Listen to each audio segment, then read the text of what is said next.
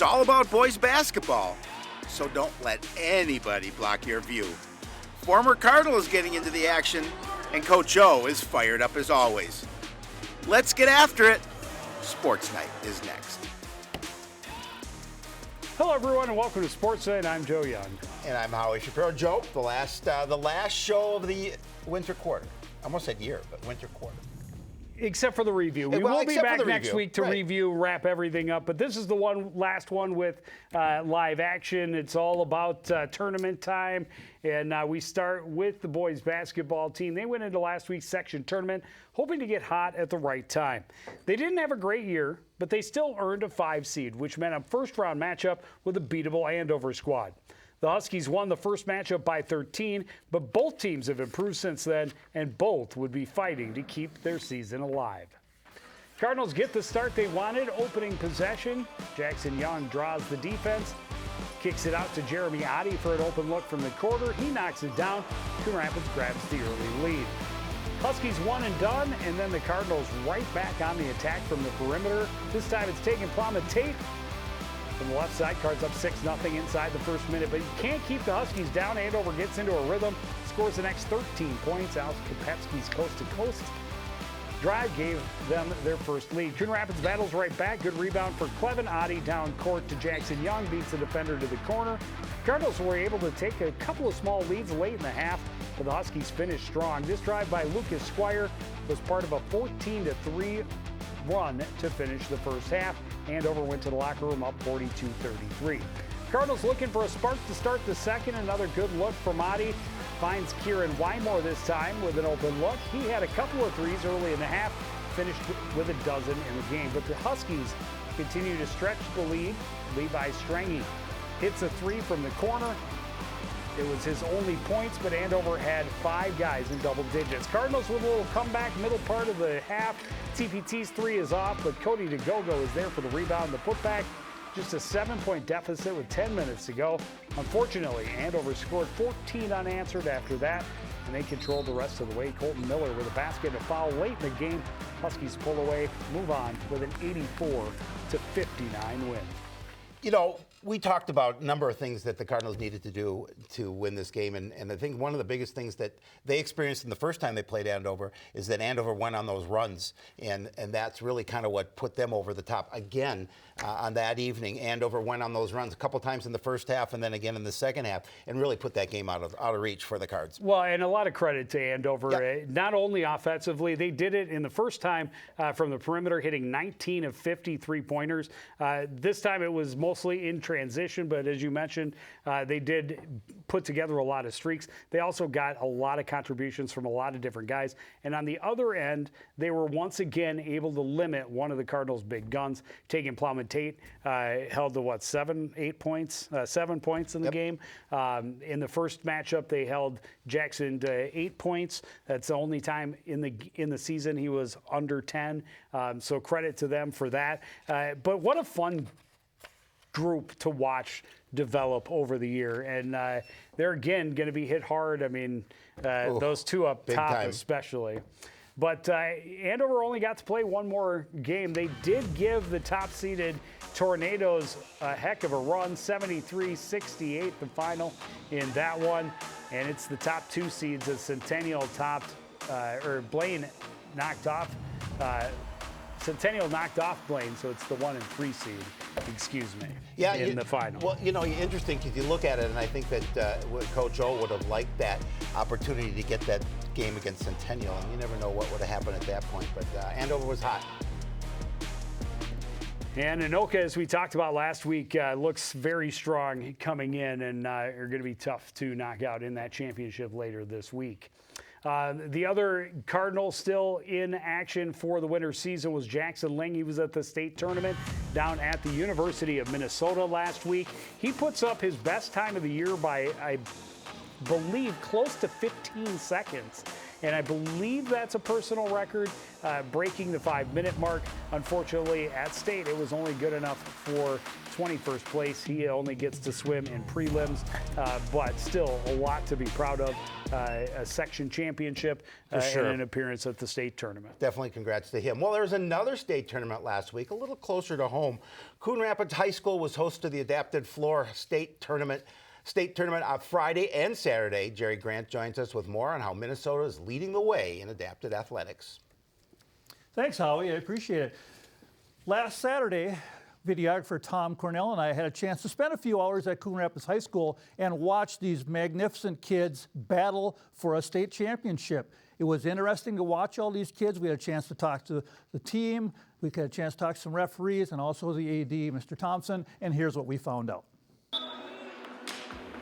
It all started 30 years ago when around 7 teams began offering floor hockey as an adapted sport. Today there are 29 teams representing over 75 schools playing adapted floor hockey. This is because of the commitment of the Minnesota State High School League and the many people who were involved as administrators, parents, athletes, referees, and other community members. Referee Tony Ruiz commented on how the Minnesota Adapted Hockey Program is the top program in the nation. Well, what's unique about Minnesota is that Minnesota is the only state in the United States now that has a sanctioned state tournament with different high schools, as we see today. When I went to a national sports conference, it was kind of interesting how people were gravitating towards us and asking questions because I think Minnesota is committed to being kind of cutting edge in a lot of things. And so you look at the adoption of boys volleyball this year and this adapted program and the length at which it does. We're not waiting to see what other people are doing. We're stepping up and we're providing those opportunities for our kids and our families and like I said, creating that great caliber student athlete experience. Providing opportunities for these athletes is at the heart of this experience, and Mustang coach Matt Anderson talked about that. It just makes everybody mindful that there's kids out here that have an avenue to participate and play sports, and they're athletes just like everybody else, and it just brings attention to that. Just like all sports and activities, it gives them something to train for. It gets them something to work towards. One of the things that I personally love about this tournament is it is a true collaboration on both teams. Fans are absolutely amazing, cheering for both sides. Kids are absolutely amazing, encouraging each other. So it gives them, those foundation things that helps them go on and achieve great things as they get older. Yeah, well, I just think it gives them a lot of confidence. And with that too, it's just a lot more contacts that they have with staff at their schools and a lot of support that way. It all comes down to developing young people for the future and also enjoying the experiences offered by this sport. They should do it because they will make friends throughout the sport and meet other people, and they'll just have fun. I'm still doing baseball and softball. This spring will be my 52nd year. I've been doing this adaptive sports for 38 years and 31 with the State High School League. But I have to tell you, I get more enjoyment out of this than the other sports. Not every team makes it to the state tournament. The Mustangs and their supporters can be proud of their accomplishments and the excellent work that went into making this tournament a success. I think our players did really well. Their passing is amazing. In our practices, we have been working on passing, spreading out, and working on offsides. And just overall, in our game today, we did great as a team. And even though we lost, I think we did just really well. I think just really happy with our season this year. Great improvements, and we weren't able to make it last year to the tournament, but the kids just really had a fantastic time. I absolutely love Coon Rapids High School. I love this community, and I love bringing people in here to show them how great this facility is. We'll be hosting this for a while. Come by and check it out because it is everything that is great about athletics and student participation. 1, 2, 3, Mustang! Pretty cool event. It was. Yeah, I enjoyed it. It was great.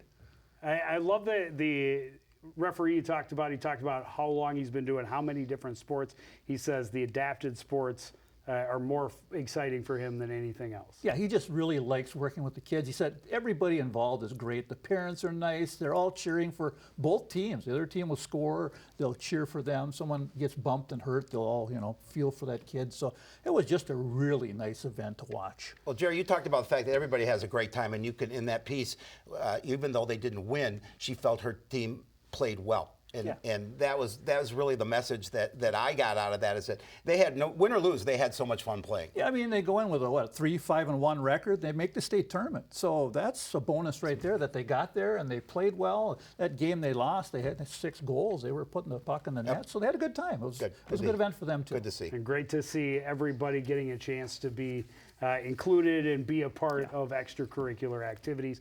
Obviously, we fully support extracurricular activities here at CTN. But that's going to do it for this edition of Sports Night. We want to thank everybody out there. There you go, talking about extracurriculars. Boys varsity, it's a varsity sport now.